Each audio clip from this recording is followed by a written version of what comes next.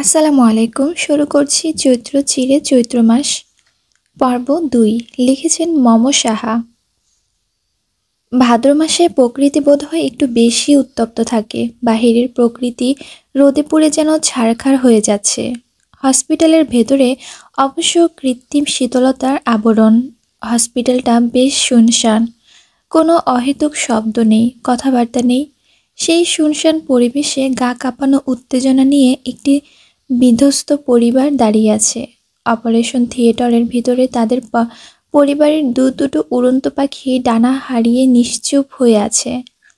তন্মধ্যই তাদের কুটুম বাড়ির ছেলের এমন অপ্রত্যাশিত ঘটনাও যেন ভীষণ অবাক এবং স্তব্ধ করেছে। নুরুল সওদাগর তার ফরমাল পোশাকটা নিয়ে দেয়ালের সাথে লাগানো চারপায়ের উপর চিন্তিত মুখে বসে আছেন।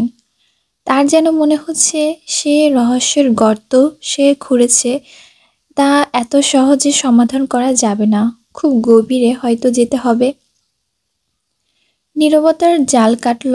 আফজাল সওদাগর গুরু গম্ভীর কণ্ঠে বলল, এখন তো আমাদের একটুও বাড়িতে যাওয়া উচিত, অথচ মেয়ে দুটোরই জীবন মরণ অবস্থা। কি যে করব বুঝে উঠতে পারছি না।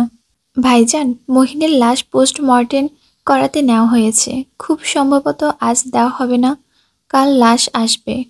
তাই আজ না গেলেও সমস্যা নেই। তাছাড়া চাঁদনি আর মাহাতাব তো গিয়েছে। নুরুল সওদাগর কথা শেষ হতেই ১২ কয়েক মাথা নাড়ালো আফজাল সওদাগর। খুব মনোযোগ দিয়ে কি যেন ভাবলেন। কতক্ষণ নিশ্চুপ থেকে নুরুল সওদাগরই প্রশ্ন করলেন, আচ্ছা, তুমি তো গিয়েছিলে আজ মহিনদের বাড়িতে, তাই না? ঠিক কি কি দেখেছিলে বা হয়েছে? হ্যাঁ, আমি আর আমার কয়েকজন কনস্টেবল গিয়েছিলাম প্রাথমিক জিজ্ঞাসাবাদের জন্য।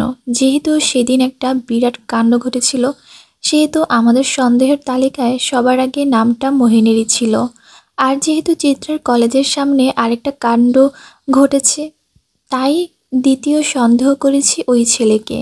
কিন্তু ছেলের কাছে পৌঁছাতে পৌঁছাতে বেশি দেরি হয়ে গিয়েছিল, যার ফলস্বরূপ সে পালিয়েছে। এখন আমরা এটা ভাবতে পারি যে সে যেহেতু পালিয়েছে, আসল দোষী সে, কিন্তু তা না ও হতে পারে। কারণ বাঙালিরা দোষ থেকে বাঁচতে গিয়ে অপরাধ না করেও অপরাধী হয়ে যায়। যেমন ধরেন ছেলেটা, সে হয়তো ভয়ে পালিয়েছে, কিন্তু আমরা চাইলেই তাকে অপরাধী হিসেবে গণ্য করতে পারি। আবার হয়তো সেই অপরাধী ছেলেটাকে হাতছাড়া করার পর নিশানা ছুড়লাম মোহিনীর দিকে। তাই আজই চলে গেলাম ওদের বাসায়। দেখি চাঁদনির শাশুড়ি দরজা খুলেছে। তাকে কথা জিজ্ঞেস করায় মহিলা প্রথম কতক্ষণ হইচই করেছে, পরে নিজে মোহিনীর রুম দেখিয়ে দিয়ে বলেছে মহিন নাকি উঠেনি, এখনো ঘুমে। আমরা কয়েকবার মহিনকে ডাকলাম, সারা শব্দ না পেয়ে অবশেষে দরজা ভাঙার সিদ্ধান্ত নিলাম। দরজা ভেঙে উদ্ধার করলাম মোহিনীর মৃতদেহ, যা ঝুলেছিল সিলিং ফ্যানের সাথে। মোহিনীর মা সাথে সাথেই জ্ঞান হারান। আমরাও ভীষণ অবাক হলাম। কি ভেবেছি আর কি হলো। চিত্রাদের পরিবারের উপস্থিত প্রত্যেকটা সদস্য ধ্যান দিয়ে সবটা ঘটনা শুনলেন। নুরুল সওদাগরের কথা শেষ হতেই আনমনেই সবার বেরিয়ে এলো দীর্ঘশ্বাস। হাসিখুশি পরিবারটায় যেন হুট করেই দুর্যোগ নেমে এলো। দীর্ঘ ২ ঘন্টা অপেক্ষার অবসান ঘটিয়ে তন্মধ্যে থিয়েটার থেকে বেরিয়ে এলো অভিজ্ঞ ডাক্তাররা। বিচলিত শঙ্কিত প্রাণগুলোর হৃদয় মাঝের লুকায়িত ভীতি যেন আরও বাড়ালো। তাদের অস্বাভাবিকভাবে দৌড়াতে থাকা হৃৎপিণ্ডটাকে শান্ত করে ডাক্তার বললেন, আপনাদের বড় মেয়ের হাতে সার্জারি করতে আমরা সক্ষম হয়েছি। আশা করা যায় কোনো একদিন সে আবার আগের মতন ২ হাতে ভর দিয়ে দুনিয়া জয় করতে পারবেন। উপস্থিত প্রাণগুলোতে পানি এলো। ঝলমলে হাসির চিলিক দেখা দিল ঠোঁট জুড়ে। সৃষ্টিকর্তা দরবারে লক্ষ কোটি শুকরিয়া ভরিয়ে দিল। এই যেন উৎসব মুখের পরিবেশের রূপান্তরিত হলো। সেই আনন্দকে ছাপিয়ে নুরুল সওদাগর গম্ভীর কণ্ঠে বললেন, চিরির কি খবর? বাচ্চাটা ভালো আছে তো? উৎসবে আবার ভাটা পড়ল। সত্যি তো, একজনের হালচাল শুনেই সবাই এত খুশি হয়ে গেল, অথচ আরেকটা বাচ্চাও তো লড়াই করছে মৃত্যুর সাথে। নুরুল সওদাগরের প্রশ্নের মুখে ছোট হয়ে এলো ধবধবে ফর্সা ডাক্তারের মুখ। মুখ কালো করে বলল, চেরির কোনো পজিটিভ খবর আমরা দিতে পারছি না। ছোট মানুষের চামড়া ভীষণ কোমল থাকে, আর সে চামড়া যদি এমন ভয়ানক একটা পানীয় শিকার হয় তাহলে তো বুঝতে পারছেন। সে যে এতক্ষণ অবধি শ্বাস নিচ্ছে সেটাই মিরাক্কেল। সবটাই সম্ভব হয়েছে এসিডের পর সেই স্থানে পানি ঢালার কারণে, না হয় বাচ্চাটার শ্বাসনালীও একেবারে পুড়ে যেত। আমি অবশ্য একটা সাজেশন দিতে পারি। এসিডের তত উন্নত চিকিৎসা এখনও বাংলাদেশে প্রচলিত হয়নি। আপনারা উন্নত কোনো রাষ্ট্রে যদি ওকে নিয়ে যেতে পারেন তবে হয়তো বাচ্চাটাকে আবার একটা জীবন দিতে পারবেন। ডাক্তারের কথা থামতেই হাউমাউ করে কেঁদে উঠল চেরির মা অবনী বেগম। মুখ চেপে কেঁদে উঠলেন চাঁদনির মা খাদিজা বেগমও। আফজাল সওদাগর বুক চেপে পাথরের ন্যায় বসে ছিলেন। সব কেমন যেন বিশ্রী রকমের এলোমেলো লাগছে। মিনমিন করে সে বলল, সবই হচ্ছে পাপের ফল, পাপের ফল। আজ সারাটা দিন বাহারের ছায়ার দেখাও পায়নি কেউ। সে তার ব্যক্তিগত কাজ, পড়াশোনা, টিউশন নিয়ে ভীষণ ব্যস্ত ছিল। এ নিয়ে চিত্রা রানীর ভীষণ অভিমান জমেছে। অথচ দিনরাত সে চেপে যায় বাহারেরকে তার পছন্দ না। মেয়েজাত সবসময় অতিরিক্ত বুঝদার হওয়ার পরও নিজেদের অনুভূতি সম্পর্কে খুব একটা অবগত তারা থাকে না। আবার কখনো কখনো অনুভূতির বিপরীত কথা বলে নিজেদের প্রমাণ করতে গিয়ে আরও জড়িয়ে পড়ে অনুভূতির শিকলে। চিত্রারও তার বহির্ভূত নয়, তার উপর আবার টিনেজার। বয়সন্ধি অনুভূতি একটু বেশি হয়, আকর্ষণ ক্ষমতা তাদের বেশি কাজ করে। চোখ তো নয়, যেন রঙিন চশমা। রাত তখন 1:30। হসপিটালের করিডোরের জনমানবহীন। চিত্রদের পরিবারের বেশিরভাগ মানুষ বাসায় চলে গিয়েছে। কেবল ওহি থেকে গেছে চেরির সাথে, আর তুহিন এবং চিত্রার মা নিচে বিশ্রাম নিচ্ছে। চিত্রার চোখে ঘুম নেই, সারাদিন শুয়ে থাকতে থাকতে পিঠ তার অবশ হয়ে এসেছে যেন। ওহি আপা কিছুক্ষণ পরপর এসে দেখে যাচ্ছেন, আবার মাথায় হাত বুলিয়ে দিচ্ছে, আবার ছুটে যাচ্ছে চেরির কাছে। চেরির আম্মু অসুস্থ হয়ে পড়ায় তাকে বাড়িতে পাঠানো হয়েছে। আর চিত্রার মাও তো 2 দিন যাবৎ এই হসপিটালে পড়ে আছেন। তাই তাকে নিয়ে তার বড় ছেলে নিচে গিয়েছে একটু বিশ্রাম করানোর জন্য। চিত্রা যখন ঘুমানোর চেষ্টায় সবে চোখ বন্ধ করলো, রুমে কারো বিচরণ অনুভব করলো। বন্ধ করে রাখা চোখের পাতা নিমিষেই খুলে ফেলল সে।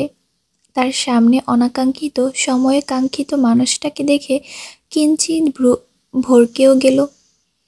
চিত্রাকে সজাগ দেখে ভ্রু কোঁচকালো বাহার। বিস্মিত কণ্ঠে বলল, আজও ঘুমাওনি? আজও যদি বলে আপনি আসবেন বলে ঘুমাইনি। বাহার হাসল। পরনের টি-শার্টটা ঝুরতে ঝুরতে চিত্রার সামনে এসে দাঁড়ালো। ঠাট্টার সুরেই বলল, ইস, তাহলে তো আসা উচিত হয়নি। তোমার ছোট্ট মনটাকে একটু ভেঙে দেওয়া উচিত ছিল। সারাদিন যা ভেঙেছেন তাও বা কম কিসে? চিত্রার ঠোঁট ফুলানো গাঢ় অভিমানী বাক্য বাহার তেমন একটা পাত্তা দিল না, বরং বেশ গা ছাড়া ভাবে বলল, নিজ ইচ্ছায় পাগলও নিজের ক্ষতি করে না, অথচ তুমি নিজের ভাঙ্গার জন্য উঠে পড়ে লেগেছ। তার দায়ভার তো আর আমি নিব না, তাই না? বাহারের কথায় কিঞ্চিত লজ্জা পেল চিত্রা। ভুল জায়গায় ভুল অনুভূতি ব্যক্ত করাও এক ধরনের লজ্জার বিষয়। চিত্রের মুখে লজ্জার আভাস যেন বাহারের বুঝতে বাকি রইল না। তাই বাহার কথা ঘুরিয়ে বলল, তা মেয়ে, আজ কেমন আছো? ভালোই আছি, আপনি? তুমি জানো না মেয়ে, কাউকে এই প্রশ্নটা করা উচিত নয়। পৃথিবীর সবচেয়ে কঠিন প্রশ্ন হলো এটা। আর বেশিরভাগ মানুষ এই প্রশ্নের উত্তর দিতে গিয়ে মিথ্যে বলে। একজনকে দিয়ে মিথ্যে বলানোটাও কিন্তু পাপ। বাহারের খেয়ালি পূর্ণ কথায় বিরক্ত হলো চিত্রা। ঝাঁঝালো কণ্ঠে বলল, তো আপনি কেন করেছেন? সেদে সেদে পাপ কামাতে এসেছেন? আমি সবসময় পাপী বান্দা, পাপ করা যায় যার নিয়ম। তুমি তো পবিত্র, তোমার কি পাপ করা সাজে? বাহারের কথা বলার ভঙ্গিতে মুখ বাঁকালো চিত্রা। বাহার উচ্চস্বরে হেসে উঠল। বুকে হাত দিয়ে চিত্রাকে লজ্জা দেওয়ার উদ্দেশ্যেই বলল, উফ, এখানে লেগেছে মেয়ে। বাহারের ভঙ্গিতে চিত্রার বিস্ময়ে চোখ বড় বড় করে গেল। পরক্ষণে খিলখিল করে হেসে উঠল সে। বাহার কিছুক্ষণ অপলক সে হাসির দিকে তাকিয়ে রইল, অতঃপর সিগারেট বের করে ঠোঁটের ভাঁজে চেপে ধরল। বুক পকেট থেকে দিয়াশলাই বাক্সটা বের করতে করতে বলল, মেয়ে জাতির যেন স্বভাবই এটা, হেসে দিয়ে পাহাড় ভাঙে, অথচ আমি নষ্ট পুরুষ। চিত্রা ফ্যালফ্যাল চোখে তাকাতেই বাহার দরজার বাহিরে চলে গেল। চিত্রা কেবল তাকিয়ে রইল হাঁ করে। লোকটা কি যেন বলে, তা অর্ধেকই চিত্রার মাথার উপর দিয়ে যায়। নতুন একটা সকাল আহাজারিতে পরিপূর্ণ। মহিনের কাটাছেঁড়া লাশটা পড়ে আছে তাদের বাড়ির সামনের রাস্তাটায়। মহিনের মা ক্ষণে ক্ষণে চিৎকার দিয়ে জ্ঞান হারাচ্ছে। চিত্রার বড় চাচা চাচি তুহিন বাহার সবাই এসেছে। মহিনের জন্য সবারই খারাপ লাগছে। নুরুল সওদাগরও ততক্ষণে উপস্থিত হয়েছেন। হাতে তার পোস্টমর্টমের রিপোর্টের মৃত্যুর কারণ দেখে সে হতবম্ব। প্রকৃতিতে তখন গভীর হয়ে আসা সন্ধ্যার বিচরণ। চারিদিকে কৃত্রিম আলোর সর্বোচ্চ চেষ্টা চালিয়ে যাচ্ছে এই সন্ধ্যার নিবারণের জন্য। হাহাকার ভরে ওঠা মানুষজন চুপচাপ নিবিড়ভাবে স্মৃতি আঁকড়ে বিসর্জন দিচ্ছে অশ্রুবনা। সন্তান যেমনই হোক, বাবা মায়ের কাছে তারা সবচেয়ে মূল্যবান উপহার। সেই জলজান্ত উপহার যখন বিদায় জানায়, তখন কোনো বাবা মাই বা মানতে পারে সে বিদায়ের প্রতিধ্বনি। তেমনি মানতে পারেনি লতা বেগম। ছেলের মৃত্যু দেহটা দেখার পরপরই কেমন যেন নেতিয়ে গিয়েছিলেন। ছেলের শেষ বিদায়টাও তিনি দেখতে পারেননি দুচোখ মেলে। বিছানায় কেমন যেন ঘাপটি মেরে শুয়েছিলেন। কারো সাথে কথা বলেননি, চিৎকার চেঁচামেচির করেনি। একদম চুপচাপ স্থির হয়ে গেলেন পাহাড়ের মতন দীর্ঘদেহী মহিলাটা। চাঁদনির স্বামী মাহাতাবও ভাইয়ের মৃত্যুটা মানতে পারেনি, তাও আবার খুন। পোস্টমর্টেম রিপোর্টে যখন দেখা গেল খুনের কথা, তখন থেকেই প্রতিটি মানুষ স্তব্ধ হয়ে গেল। মহিনের লাশটা কবর দিয়ে আফজাল সওদাগর নিজের মেয়েসহ মেয়ের শাশুড়ি, স্বামী সবাইকেই নিজেদের বাড়িতে নিয়ে এসেছিলেন। মানুষ হারানোর শোক যে বড় শোক, তবে অদ্ভুতভাবে এই বড় শোকটাও সাধারণ মানুষ কাটিয়ে উঠতে পারে। কিন্তু যতদিন এই শোক স্থায়ী থাকে কোনো মানুষের গহীনে, ততদিন অন্তত সে মানুষটাকে আগলে রাখতে হয়। শোক জিইয়ে রেখে যদি কোনো মানুষ একাকিত্ব আবদ্ধ হয়ে যায়, তাহলে সে মানুষ আর খুব বেশি দিন জীবন সংগ্রামে টিকে থাকতে পারে না। সওদাগর ভিলা বিশাল ডুপ্লেক্স বাড়িটার নাম, যে বাড়িটার প্রতি ইট সিমেন্ট কেবল বহন করে হইচই রমরমা এক পরিবারের স্মৃতি। আজ সে বাড়ির শোকের নিকষ কালো আধারে নিমজ্জিত। সওদাগর বাড়ির সবচেয়ে ছোট বউ অবনী নিজের টান টান বিছানায় পা গুটিয়ে বসে আছেন। সামনে তার ছড়ানো ছিটানো কত রকমের স্মৃতিস্তূপ, চোখে তার বর্ণহীন কত অশ্রুকণা। ক্ষণে ক্ষণে ছোট্ট চেরির ছোট্ট ছোট্ট জামা কাপড়গুলো বুকে জড়িয়ে ধরছে। কখনো বা চেরির ড্রয়িং খাতা জুড়ে বিশৃঙ্খলভাবে এঁকে রাখা হাবিজাবি চিত্রগুলো কল্পে হাত বুলিয়ে দিচ্ছে বুকের সবটুকু স্নেহ ঢিলে। মনে পড়ে কত স্মৃতি কোলাহল। চেরি বুঝ হওয়ার পর সামনাসামনি তার বাবাকে দেখেনি, ভিডিও কলের কল্যাণে তাও চেহারাটা চেনা। কত রাত এই ছোট্ট চেরির বায়না ধরত বাবার কোলে ঘুমানোর। কত রাত ভোর হয়ে যেত অবনী বেগমের মেয়ের অবুঝ বায়নার অতিষ্ঠতায়। মাঝে মাঝে দু এক ঘা বসিয়ে দিতেন মেয়েটার পিঠে। আজ সেই স্মৃতি কেবল অভাগিনী মায়ের কান্না বাড়ছে। বড় মেয়ে তার বরাবরই চুপচাপ স্বভাবের, নিজের মন মতন চলে, কিন্তু ছোট্টটা যে খিলখিল হাসি আর চঞ্চলতায় ভরিয়ে দিত বাড়ির কোণাগুলো।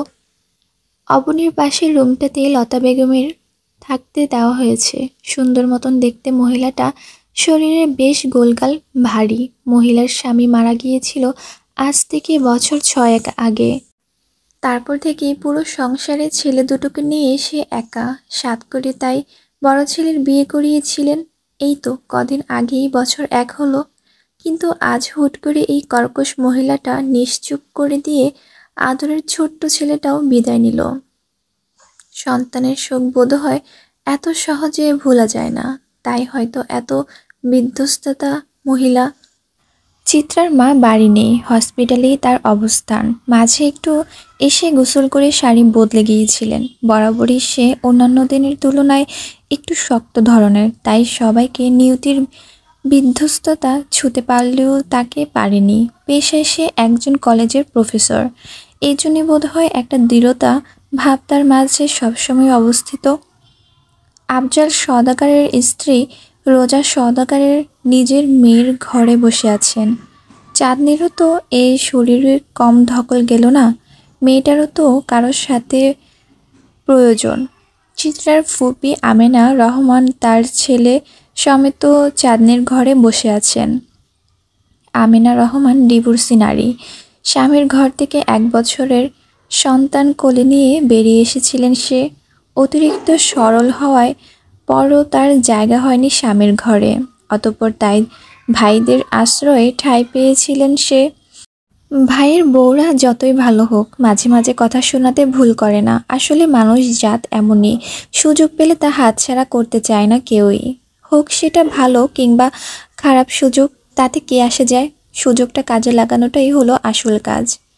পুরো বাড়িতে সবাই যার যার মতন শোকে ডুবে আছেন। প্রতিটা মানুষের জীবনে কত না পাওয়া গল্পই না থাকে, অথচ মানুষ বাঁচার জন্য তাল মিলিয়ে দুঃখ ছাপিয়ে হেসে যায়।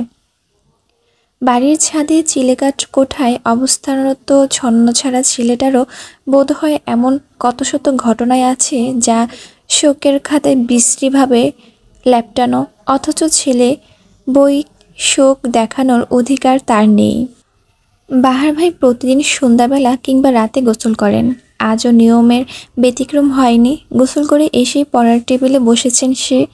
বইয়ের সারির সবচেয়ে প্রথম বইটার হাতে নিলেন, চাকরির বই। বইটা কতক্ষণ মেলে ধরলেন, পাতা পাতা নেড়েচেড়ে দেখলেন, কিন্তু পড়াতে সে মন বসাতে পারল না। ডান হাতের কনুইয়ের দিকে কেটে যাওয়া জায়গাটাতে যেন হুট করেই জ্বালা বাড়ালো, সাথে জ্বালা বাড়ল বুকের পাঁজরে। হাতের বইটা বেশ শব্দ করে ঘৃণে ধরা টেবিলটার উপর রাখল। বহুদিন পর আজ যেন তার স্মৃতিরাও কিঞ্চিত মন খারাপ ঘোষণা করে গেল তার হৃদ মাঝারে। কিন্তু বাহারদের তো মন খারাপ করতে নেই। কংক্রিটের হৃদয় কিনা বাহার নিজের সাথে নিজেই কতক্ষণ ঠাট্টা করল, মন খারাপ ভাবটাকে উড়িয়ে দিতে চাইল তাচ্ছিল্যের কষাঘাতে। কিন্তু আজ আর সে পারল না বরাবরের মতোই সে কাজটা করতে। নিজের প্রতি নিজেই বিরক্ত হলো। কাঠের চেয়ারটা পিছে ঠেলে উঠে দাঁড়ালো। টেবিলের নিচে থাকা কালো ব্যাগটা বের করলো। ভাঙ্গা নড়বড়ে ছোট্ট একটা স্টিলের বাক্স থেকে একজোড়া নূপুর বের করলো সে। কতক্ষণ কতগুলো সময় সে তাকিয়ে রইল নূপুর জোড়ার দিকে। ঘরের স্বচ্ছ স্বল্প দামি হলুদ বাল্বের আলোয় বাহারের চোখের কোণে কি যেন উকি দিয়ে উঠল মনে হয়।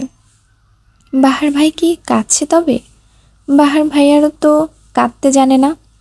নূপুর দুটো নেড়ে চেড়ে দেখে বাহার, বুকের মাঝে ঝাপটে ধরে বিড়বিড় করে বলে, বেকারত্বের নৃশংসতায় বাহারদের নূপুর পরানোর ইচ্ছেগুলো পিষে যায় খুব বর্বরভাবে। দারিদ্রতার অভিশাপগুলো বাহারদের বানায় পাথর। অনুভূতির দাবানলে পুড়তে পুড়তে যে পাথর হয়ে ওঠে অনুভূতিহীন। ভালো থাকিস। নূপুর পড়তে না পেরে অভিমান করা অভিমানিনী। বাহার নিতান্তই হেরে গিয়েছিল অর্থের অভাবে। দমকা হাওয়া বাহারের ঘরের বেশ কম দামি সস্তার অবকণ্ঠনগুলো উড়িয়ে দিয়ে যায়, সাথে অটল বাহারের শরীরও শিরশির করে ওঠে। একটা রাত কত মানুষের হাহাকারের গল্পই না লিখে যাচ্ছে। পরিপূর্ণতা এই পৃথিবীতে মানুষের কত স্বপ্ন অমীমাংসিত রয়ে যায়। রাত সারা এই খবর কি আর কেউ জানে? তন্মধ্যে বাহার ঘরের দরজার ঠকঠক শব্দ হয়। ধ্যান ভাঙে বাহারের। ততক্ষণে শোকেদের মৃত্যু হয়েছে। বাহার তড়িঘড়ি করে নূপুর জোড়া আবার সস্তানেই রেখে দেয়। নিজেকে আগের মতন স্বাভাবিক করে দিয়ে দরজা খুলে। দরজা খুলতেই দেখে ওহির হাতে খাবারের প্লেট, মুখে ক্ষীণ হাসি। বাহারকে দরজা খুলতে দেখে ওহির মুখের ক্ষীণ হাসি বিস্তৃত লাভ করল। বাঁকা চোখে তাকিয়ে প্রশ্ন করল, আপনি কাঁদছিলেন বাহার ভাই? প্রশ্নের সুরে অবাক ভাবটা একটু বেশিই ছিল। অথচ বাহারকে বিব্রত বোধ করাতে পারেনি সে প্রশ্ন। বাহারে এবং বেশ স্বাভাবিকভাবে উত্তর দিল, কাঁদছিলাম নাকি? কই, আমার তো মনে পড়ছে না। ওহি আর চোখে তাকিয়ে মিনমিন করে বলল, আমার ঘুল খাওয়াচ্ছেন বাহার ভাই? অথচ আমি কিন্তু পুরোপুরি না হলেও কিঞ্চিত মানুষের মতিগতি বুঝতে পারি। তাহার নিজের মতিগতি বুঝতে পারো তো? বাহারকে ভড়কে দিতে চেয়ে ভড়কে গেল ওহি নিজেই। আকস্মিক এই প্রশ্নটা যে সে আশা করেনি তার মুখের ভাবই তা স্পষ্ট হলো। বাহার ওহির ভড়কে যাওয়া মুখমণ্ডল দৃষ্টি দিল। ওহিকে অবাক করে দিয়ে আরেকটা অপ্রত্যাশিত প্রশ্ন ছুড়ল, তুমি যেন কোন ডিপার্টমেন্টের স্টুডেন্ট? ওহির হাতের খাবারের প্লেট নড়ে উঠল। ফ্যাল ফ্যাল করে সে তাকিয়ে রইল বাহারের দিকে। মুখ চোখ নিমিষেই শুকিয়ে গেল মেয়েটার। আমতা করে বলল, কেন বাহার ভাই? আমার প্রশ্নের উত্তর কি এটা হলো? বাহারের জবাবে থম মেরে গেল ওহি। খুব কষ্টে মুখে হাসি বজায় রেখে ধীর কণ্ঠে বলল, বাংলা ডিপার্টমেন্টে। ও আচ্ছা, Bangla department. The Brainfluence, the psychology of marketing, the magic power of self image, psychology, mind reader ইত্যাদি বইসমূহ কি বাংলা ডিপার্টমেন্টের? কই, আগে তো জানতাম না। নাকি নতুন করে যুক্ত হলো? ওহির মুখের ভয়ঙ্কর বিস্ময়তা চোখ এড়ায়নি বাহারের। বাহার যে ইচ্ছেকৃত ভাবে ওহির এই পরিস্থিতিতে ফেলেছে তাও বুঝতে বাকি রইল না ওহির। কথা ঘোরানোর আপ্রাণ চেষ্টা চালালো ওহি। কিভাবে কি বলবে বাহার ভাইয়ের মস্তিষ্কের তুখরতার কাছে বাজিমাত করা যাবে, সে ভাবনাতেই মত্ত হলো ওহি। এখন মনে হচ্ছে যে বাহার ভাইয়ের ঘরে আসাই উচিত হয়নি তার। বাহারও ওহিকে সময় দিল। তার বাজের মতন তীক্ষ্ণ দৃষ্টিতে তাকিয়ে রইল ওহির দিকে। ওহি ব্যান্ডেজ করা হাতটার উল্টো পিঠ দিয়ে গলায় জমা শিশির বিন্দুর মতন ঘামগুলো মুছে ফেলল। ইতিমধ্যে তার গলা শুকিয়ে কাঠ হয়ে গেছে। কতক্ষণ সে ইধার উধার তাকিয়ে মেকি হেসে দিয়ে বলল, আসলে বাহার ভাই, আমি এইগুলো তো আমার বই না, ভার্সিটির এক বড় আপুর বই। আমার সাইকোলজি সাবজেক্টটা বেশ ভালো লাগে তো, তাই বড় আপুর থেকে বইগুলো নিয়েছিলাম। আচ্ছা, তাই বলে এতগুলো বই? বাহ, ইন্টারেস্ট থাকা ভালো। তা শুনলাম তোমার নাকি শিক্ষক হওয়ার ইচ্ছে। তা ঝোঁক দেখি সাইকোলজির দিকে, ব্যাপারটা কেমন যেন না? শিক্ষক হওয়ার ইচ্ছেটা আমার না, আমার অভিভাবকদের। উত্তরটা বেশ শক্ত কণ্ঠেই দিল ওহি। অতঃপর হাতের খাবারগুলো বাহারের টেবিলের উপর রেখে মাথা নত করেই বের হতে নিলেই পিছু ডাকলো বাহার। বেশ খোঁচা মেরেই বলল, সেদিন আমাকে বলেছিলে আমি আগাগোড়া পুরোটাই নকল মানুষ। আমি পুরোটা নকল মানুষ হলে তুমি পুরোটাই ভ্রম ওহি। তুমি অকল্পনীয় ভ্রম। ওহি দাঁড়ালো, নকল চোখে তাকালো বাহারের দিকে। বিবশ হয়ে আচমকাই বলে উঠল, ভ্রম আর নকল মিলে গিয়ে ইতিহাস রটলে খারাপ হয় না, তাই না বাহার ভাই? বাহার উত্তর দিল না। উত্তর দেওয়ার প্রয়োজন বোধ করল না যেন। হেলতে দুলতে সে নিজের টেবিলের উপর বসল। ভাতের থালা থেকে খুব আয়সে ভাত মাখিয়ে মুখে তুলে নিল। ওহি কেবল তাকিয়ে রইল এক ধ্যানে। বাহার ভাই মানেই যেন এক আকাশ মুগ্ধতা। শোক পালনের আধার রাত্রির গভীরতার যখন সবাই ঘুমে মগ্ন, নুরুল সওদাগর তখন নিজের মেয়ের কেবিনে দাঁড়িয়ে আছেন। চোখ মুখ তার কাট কাট শক্ত। সারাদিন কেস নিয়ে ছুটোছুটি করে এই মাত্রই হসপিটালে এসেছেন সে। চিত্রা তখন আধো ঘুমে আধো জাগরণে। বাবাকে কেবিনের দরজায় দেখতেই আধো ঘুম কেটে গেল তার। মুনিয়া বেগম নিজের স্বামীকে দেখে ততটা অবাক হলেন না, বরং স্বাভাবিক কণ্ঠে বললেন, এখানে যে, এটা তো চেরির রুম না, এটা চিত্রার রুম। খোঁচা মারার জন্যই যে কথাটা বলা সেটা বুঝতে বাকি রইল না নুরুল সওদাগরের। কিন্তু সে স্ত্রীর কথা জবাব দিল না, বরং চিত্রার দিকে তাকিয়ে অস্থির কণ্ঠে বলল, মহিনের মৃত্যুর আগে শেষ কলটা তোমার ফোন থেকে করা হয়েছিল চিত্রা? রাত গভীর থেকে গভীর হলো, সাথে অনুভূতিদের ঝিমিয়ে থাকা অঘোষিত যুদ্ধটা নিবিড়ভাবে চলতেই থাকলো। ঘড়ির কাঁটায় তখন সময় 1:47। চিত্রার কেবিনের ভিতর চিত্রাসহ আরও দুটো মানুষও নিস্তব্ধ হয়ে আছেন। নুরুল সওদাগরের কথা থামতেই বাহারের হুট করে আগমনের কথার স্রোত একটু ভিন্ন দিকে গেলেও অতঃপর তা আবার আগের জায়গাতেই এসে খুঁটি বাঁধল। মুনিয়া বেগম স্বামীর দিকে বিস্ময় ভরা দৃষ্টি নিয়ে তাকিয়ে রইলেন কিংকতক্ষণ। অতঃপর খুব ধীরে ছোট কণ্ঠে বললেন, কি বলছো? বুঝে শুনে বলছো তো?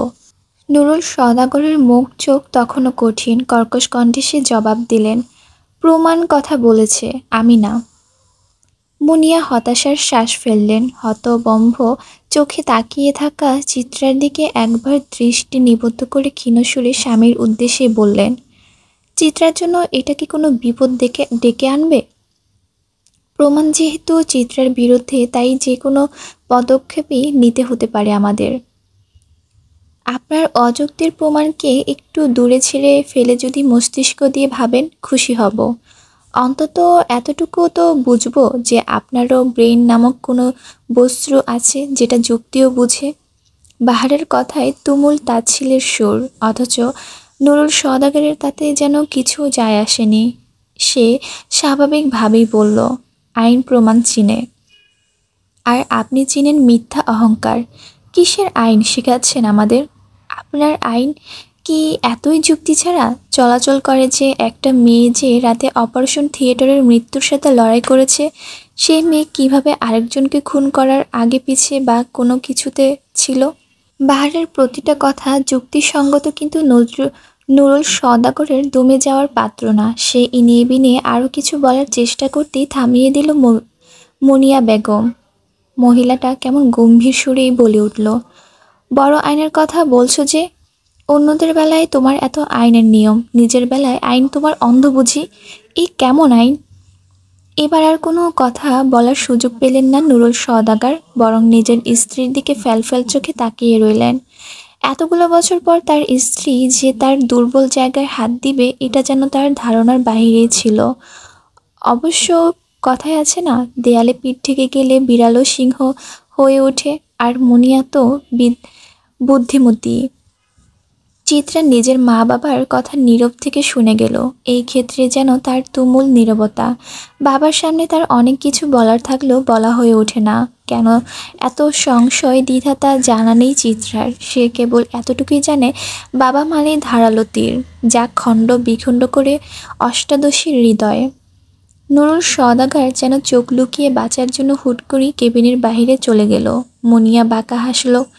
যে মানুষ নিজেদের অতীত ভুলে যায় অতিরিক্ত উড়বার জন্য, তার ডানায় অতীতের প্রলেপ লাগিয়ে দিতে হয় নিজ দায়িত্বে। কিছু মানুষের অতীত ভুলতেও দেওয়া যাবে না। বাবা যেতে হাঁপ ছেড়ে বাঁচল চিত্রা। কেমন ঝিমানো কণ্ঠে বলল, আম্মু, আব্বু এমন করে কেন আমার সাথে? আমার দোষ কোথায়? তোমার দোষ আসলে না, দোষটা হলো গিয়ে আমার। আমি তোমার বাবার স্ত্রী হতে পেরেছি, তবে প্রেমিকা না। তাই হয়তো কেবল স্ত্রীর কন্যাকে সে গ্রহণ করতে পারেনি। মায়ের কথায় ভ্রু কুঁচকালো চিত্রা। কথাটা যে তার বোধগম্য হয়নি সেটা স্ফুটৃত হলো তার মুখমণ্ডলেই। তবে বাহার বোধহয় আঁচ করল কিছুটা, তাই তো সে গম্ভীর কণ্ঠে প্রশ্ন ছুড়ল, আপনার কথাই না হয় মানলাম আন্টি, স্ত্রীর সন্তান হলে চিত্রাকে আজ মানতে পারছে না চিত্রার বাবা, তবে তুহিনের ক্ষেত্রে তো মেনে নেওয়ার ব্যাপারটা ভীষণ স্বাভাবিক। তখন স্ত্রী প্রেমিকার ভেদাভেদ হওয়ার মিলিয়ে যায় কেন? এখানে অবশ্য ছেলে মেয়ের বিভেদের কথাও আমি বলবো না, কারণ মেয়ে অপছন্দ হলে চেরি আর ওহির নিয়মের ক্ষেত্রেও একই হতো। হিসেবটা কেমন গোলমেলে না আন্টি? বাহার ভীষণ চতুর ছেলে। তার প্রশ্নের উত্তর দিতে গিয়ে কিঞ্চিত হিমশিম খেল মুনিয়া বেগম। কথা কাটানোর জন্য সে কেবিন ছেড়ে চেরিকে দেখার অজুহাত বেরিয়ে গেল। বাহার হাসল। সে জানতো এমন কিছুই হবে। কেবিন খালি হতেই বাহার এসে চিত্রার সামনে দাঁড়ালো। চিত্রারও ততক্ষণে দৃষ্টি গেল বাহারের উপর। বাহারের শরীরের ডালিয়া রঙের টি শার্ট, যেটাতে বাহুর দিক দিয়ে ঘামে ভিজে আছে, মুখের খোঁচা খোঁচা দাড়ি, উচ্চতার অনেক হলেও সুঠামদেহী বলা যাবে না তাকে। বেশি সিমসাম গড়নের গায়ের রঙও তো আর তত ফর্সা নয়। একদম সাধারণ একজন পুরুষ, অথচ কতটা চুম্বকের মতন আকর্ষণের শক্তি লোকটার ভিতরে। বাহার গলা পরিষ্কার করার মতন শব্দ করল, অতঃপর বলল, নারী তুমি হও যদি দাস, উপহাস হবে তোমার ভাগ্যের নির্মম পরিহাস। হুট করে এই দুই লাইন তাৎপর্যটুকু বোধগম্য হলো না চিত্রার। সে ভীষণ অবাক হলো। অবাক মিশ্রিত কণ্ঠে বলল, এটা কি ছিল? ধরতে পারো সাবধানে বাণী, যা তোমার জন্য ছিল। নিজের বাবাকে দেখি তুমি যখন মুখ চুপ করে থাকো, দুনিয়ার সবচেয়ে বিরক্তিকর ব্যক্তি আমার কাছে তখন তোমাকেই লাগে। তোমার প্রতি বিরক্তে আমি কত রকমের ঢেকর তুলি, তুমি এত বিরক্তিকর কেন? বাহার ভাইয়ের মুখ চোখ ভাঁজ করার কথা ধরনের তাতে তেতে উঠল অষ্টাদশীর হৃদয়। অযাচিত আন্দোলন ঘোষণা করল হৃদয় তোলপাড় করে। সে অসহ্য রকমের রাগ ঝেড়ে বলল, আমি বিরক্তকর? আমি? আপনি তো জলজন্ত বিরক্তের কারখানা। আবার আসছে আমাকে বলতে ভূতের মুখে রাম রাম। অথচ এই বিরক্তের কারখানাকে হৃদয়ের মাঝে পুষে রেখে প্রতিনিয়ত কতই না আনন্দ উৎসব করছো মেয়ে। চিত্রার কথা থেমে গেল। আকাশচুম্বী রাগ ফুরুত করেই হাওয়া মিলিয়ে গেল। লোকটা উচিত সময়ে এত উচিত কথা বলে কিভাবে? অথচ চিত্রা ঝগড়ার সময় সঠিক কথাটা ভুলে যাওয়ার কারণে মাঝে মাঝে ঝগড়া হেরে গিয়ে কেঁদে ফেলে। চুপ থাকলে আমাকে খারাপ লাগবে না মেয়ে, তবে তোমার বাবার সামনে চুপ করে থাকাটা ভীষণ বাজে স্বভাব। বাবা মাকে অবশ্যই সম্মান করা উচিত, তবে যে মানুষ তোমাকে উঠতে বসতে অসম্মান করে বুকের মাঝে আস্ত একটা রগরগে ঘা তৈরি করে দিচ্ছে, তার সামনে চুপ করে থাকাটা নেহাতি পরাধীনতা। অথচ তোমার এখন মুক্ত হয়ে উড়ার সময়।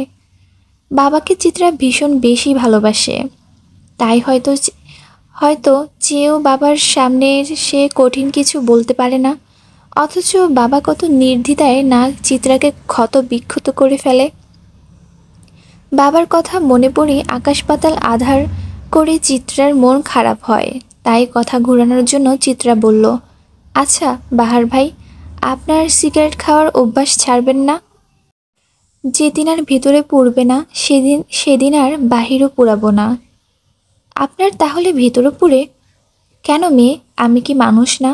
পৃথিবী প্রতিটা মানুষেরই ভেতরে পুড়ে, কেউ প্রকাশ করে আর কেউ গোপনে রাখে। বাহার ভাই, আপনি এত জটিল কেন?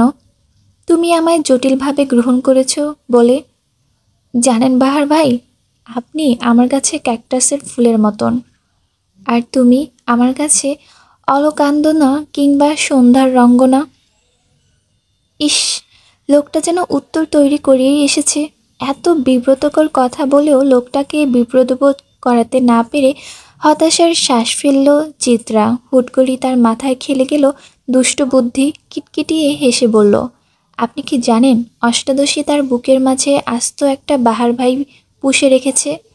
ফুলপ্রিয় অষ্টাদশীর কাটার প্রতি এক ঝোঁক বড়ই আশ্চর্যের। তুমি কি জানো মেয়ে, চলতি পথে জাদুকর ভালোবাসা প্রেমিক ডাকাতের মতো তোমাকে ছিনিয়ে নেবে। মৌসুমের বাতাসে উড়ে যাবে ভালোবাসা। হৃদয়ের চোরা পথে তুমি হারিয়ে যাবে। তুমি লুটপাট হয়ে যাবে, তুমি চৌচির হয়ে যাবে। গানটা শুনেছিলে মেয়ে? তুমি আমার মাঝে ডুবতে এসো না, হারিয়ে যাবে। কি লাভ নিজেকে হারানোর? নিঃসিদ্ধতার আসক্ততা কেন মেয়ে? চিত্রা উত্তর এলো না। এই বাহার ভাইয়ের দিকে তাকিয়ে থেকেও যেন বিশ্ব যুদ্ধ জয় করার মতো আনন্দ পাওয়া যায়। অনুভূতিরা মাঝে মাঝে এত মিষ্টি হয় কেন? বাহার পকেটে দুহাত গুজে বের হতে নিলেই চিত্রা আনমনে বলে উঠল, আপনি আমার হুট করে বুকের বাঁ পাশ ব্যথা বাহার ভাই। আপনি আমার মন কেমনের রোগ।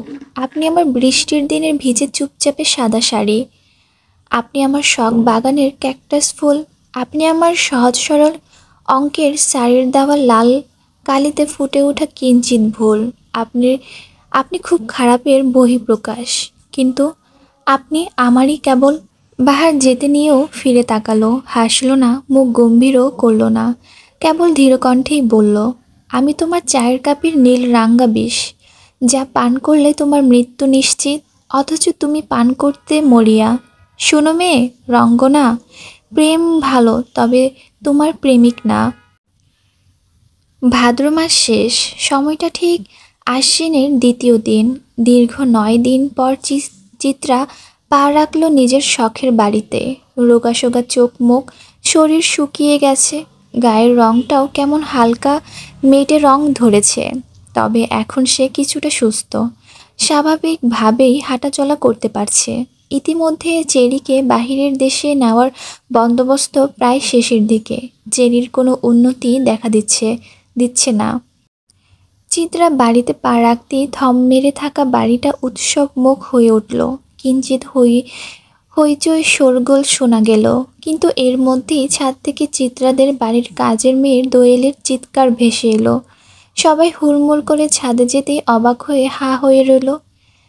চিত্রার রঙ্গনা, মৌসুন্ধা, পিচ ফুলসহ আরও অনেকগুলো ফুল গাছ মাটিতে পড়ে আছে।